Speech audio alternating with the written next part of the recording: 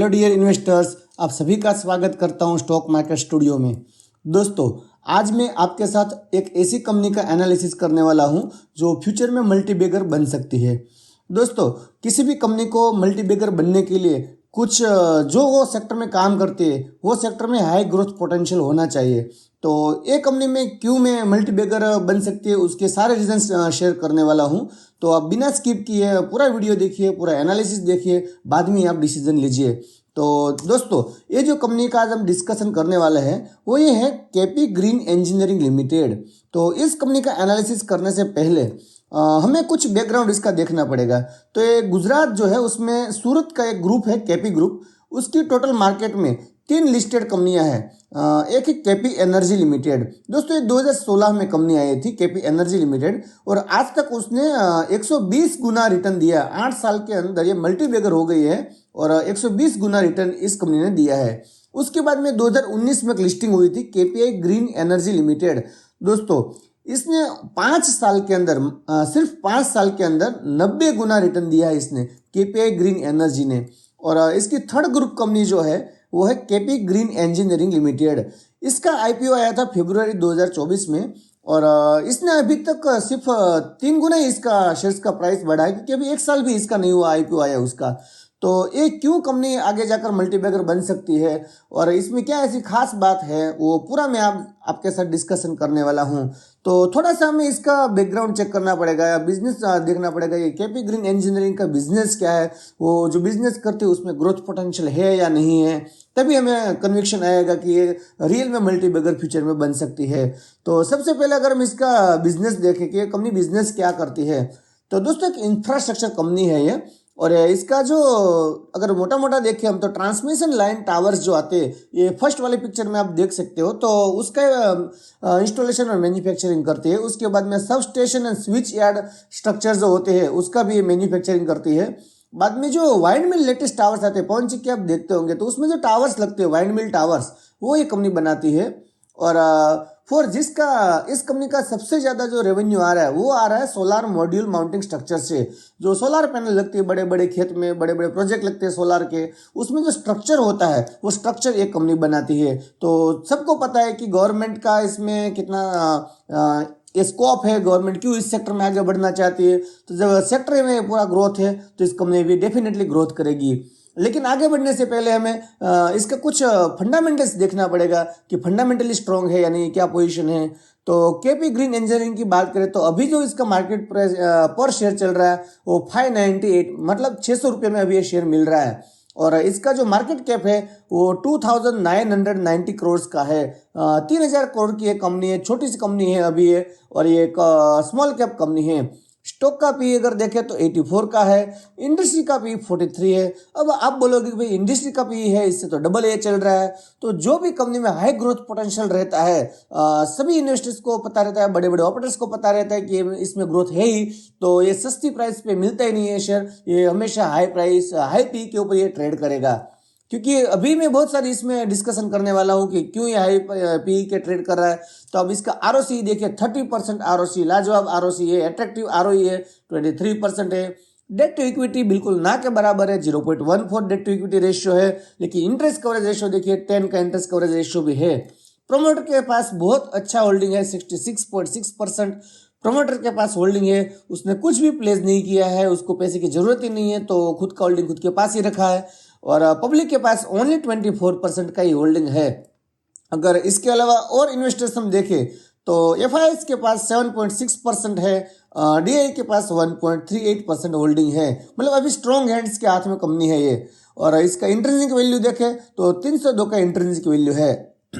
और इसका dividend deal तो अभी होगा नहीं, क्योंकि कभी डिविडेंड दिया ही नहीं है कंपनी में। जो भी पैसा है वो खुद के बिजनेस में ये कंपनी लगा रही है। कंपनी का फेस वैल्यू 5 रुपीज़ पर शेयर है। ये जब लिस्टिंग हुई थी उसके बाद में थोड़ा सा रैली आया था और 717 रुपये तक ये शेयर गया था। और इसके बाद में अगर हम रिजल्ट्स देखें कि कंपनी का रिजल्ट्स कैसा आ रहा है, तो ये एसएमई कंपनी है तो एवरी 6 मंथ्स रिजल्ट पोस्ट करती है। आप एक नॉलेज के लिए याद रख लो, जो भी एसएमई कंपनी होती है उसको क्वार्टरली रिजल्ट पोस्ट करना मैंडेटरी नहीं है, वो एवरी 6 मंथ्स पे रिजल्ट पोस्ट करती है। जैसे मार्च 2023 में किया था, फिर सितंबर में किया, फिर मार्च में किया। अब कुछ ही दिनों में इसका रिजल्ट आएगा और सितंबर 24 तक का ये रिजल्ट पोस्ट करेगी।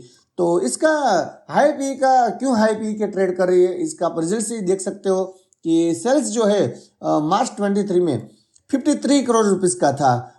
फिर सितंबर 2023 में 104 करोड़ हो गया, मतलब ऑलमोस्ट डबल हो गया। और मार्च 2024 में 2 गुना से भी ज़्यादा हो गया, 245 करोड़ का हो गया। और प्रॉफिट सेल्स जो बढ़ रहा है उससे कहीं ज़्यादा रफ्तार से इसका प्रॉफिट बढ़ रहा है, क्योंकि आप देखो मार्च 2023 में इसका नेट प्रॉफिट 5 करोड़ का था और सितंबर 2023 में 11 करोड़ का हो गया। उसके बाद में 24 में 24, ये तो हमने ये हाफ ईयरली रिजल्ट देखे, हम ईयरली रिजल्ट देखे तब पता चलेगा कैसे ग्रो कर रही है। जब 4 साल पहले कंपनी ने सेल्स दिखाया था ओनली 50 करोड़ रुपीस का था, वहाँ से कंटिन्यूस ग्रोथ किया।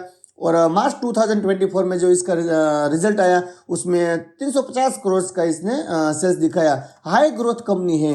इसका नेट प्रॉफिट देखिए कैसे रफ्तार से बढ़ रहा है। तो 2020 में ओनली 2 करोड़ रुपीस का प्रॉफिट था, बाद में 2 करोड़ 2021 में आया, बाद में 5 करोड़, 12 करोड़ और मार्च 2024 में 35 करोड़ का नेट प्रॉफिट पोस्ट किया है। अगर हम इसका CAGR देखें सेल्स ग्रोथ में तो पिछले 3 साल में 108% के हिसाब से बढ़ा, मतलब एवरी ईयर ये डबल सेल्स कर रही है। और प्रॉफिट जो एवरी ईयर 3 गुना कर रही है। पिछले 3 साल का CAGR प्रॉफिट ग्रोथ में देखिए तो 182% का CAGR, मतलब एवरी ईयर 3 गुना इसका प्रॉफिट हो रहा है। इसके जो 2 कंपनी और है उसका भी मैं आपको अभी दिखाने वाला हूँ चार्ट के ऊपर कि कैसे उसने रैली दिखाई थी। जब भी किसी भी कंपनी का फाइनेंशियल ग्रोथ करता है तो उसकी जो प्राइस है उसको फॉलो करती है, प्राइस भी कंटिन्यूसली बढ़ती है। तो इसके बाद में हम बैलेंस शीट इसका चेक करें तो रिजर्व्स है 242 करोड़ का, डेट बिल्कुल ना के बराबर है, ओनली 37 करोड़ का है। मैं एक चीज़ आपको यहाँ पे दिखाने वाला हूँ, अदर एसेट्स में 382 करोड़ दिखती है, लेकिन उसमें क्या है इसके पास, तो कैश इक्विवेलेंट कंपनी के पास पड़ा है 162 करोड़ रुपीस का। जब 2024 में मार्च 2024 में IPO आया था तो कंपनी ने 200 करोड़ मार्केट में से कलेक्ट किए थे। वो 200 करोड़ का देखो, अभी कंपनी का जो प्रोडक्शन कैपेसिटी है वो कंपनी का प्रोडक्शन कैपेसिटी है उसका 53,000 मैट्रिक टन पर एनम। और ये जो अभी IPO आया था उससे कंपनी ने एक नया प्रोजेक्ट लगाया है गुजरात में, भरूच के पास मातर में, वहाँ पे 200 करोड़ का प्रोजेक्ट लगा है कंपनी का। और ये जो पैसा 162 करोड़ रुपीस का वो वहाँ पे लगाया है। 50 करोड़ रुपीस का कंपनी ने कंस्ट्रक्शन में लगाया है और 150 करोड़ जो है वो कंपनी मशीनरी लाएगी। और इसका जो लास्ट एनुअल जनरल मीटिंग हुआ था पिछले वीक में, वहाँ पे कंपनी ने क्लियरली बोला था कि फरवरी 2025 में एक कंपनी फुली ऑपरेशनल हो जाएगी, वो प्रोडक्शन स्टार्ट कर देगी और उसका जो कैपेसिटी है वो 3 lakh metric ton per annum capacity है। मतलब यहाँ जो अभी जो सेल्स हो रहा है वहाँ से 6 गुना सेल्स हो जाएगा, क्योंकि इसकी फुली यूटिलाइज अगर कैपेसिटी करेगी तो उसका सेल्स है वो डेफिनेटली जितनी कैपेसिटी बढ़ेगी तो उतना सेल्स तो बढ़ेगा ही, तो 6 टाइम्स सेल्स हो जाएगा नेक्स्ट ईयर से अगर वो फुली यूटिलाइज इसका करती है तो दोस्तों ये कोई छोटी सी बात नहीं है कि किसी कंपनी अभी 50,000 metric ton per annum production कर रही है और अगले 6 महीने के अंदर वो 3 लाख का प्रोडक्शन करेगी, तो डेफिनेटली इस कंपनी में ग्रोथ तो है ही। मार्केट इतना गिरा है लेकिन शेयर का प्राइस नहीं गिरा है। सभी को पता है कि जब भी सस्ता आता है वहाँ से ऑपरेटर्स माल उठा लेते हैं इसको।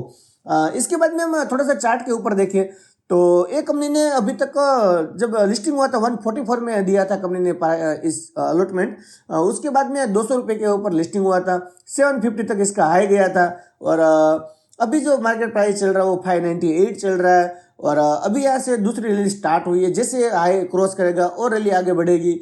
तो इसके अलावा इसकी जो 2 कंपनी थी उसका भी मैं आपको दिखाऊं कि उसने कितना रिटर्न दिया था। तो 2016 में जो लिस्टिंग हुई थी KP एनर्जी लिमिटेड, उसने देखो कितना दिया था, मैंने वीडियो के स्टार्टिंग में आपको बोला था नियर अबाउट 111 गुना रिटर्न दिया है ओनली 9 साल के अंदर। आप देख सकते हो 2016 में लिस्टिंग हुआ था, 9 साल के अंदर 111 गुना रिटर्न दे दिया। उसके बाद में दूसरी जो कंपनी हुई थी KPI ग्रीन एनर्जी लिमिटेड, उसने सिर्फ 5 साल के अंदर यहाँ पे आप देख सकते हो 35 टाइम्स रिटर्न दिया है और 5 साल के अंदर, ये कोई छोटी बात नहीं है। तो दोस्तों इसी टाइप्स के वीडियो के लिए आप चैनल को सब्सक्राइब कर लीजिए और बेल आइकन को हिट कर दीजिए। जब भी नया वीडियो डालेंगे तो आपको तुरंत पता चलेगा। आप सबका बहुत बहुत धन्यवाद।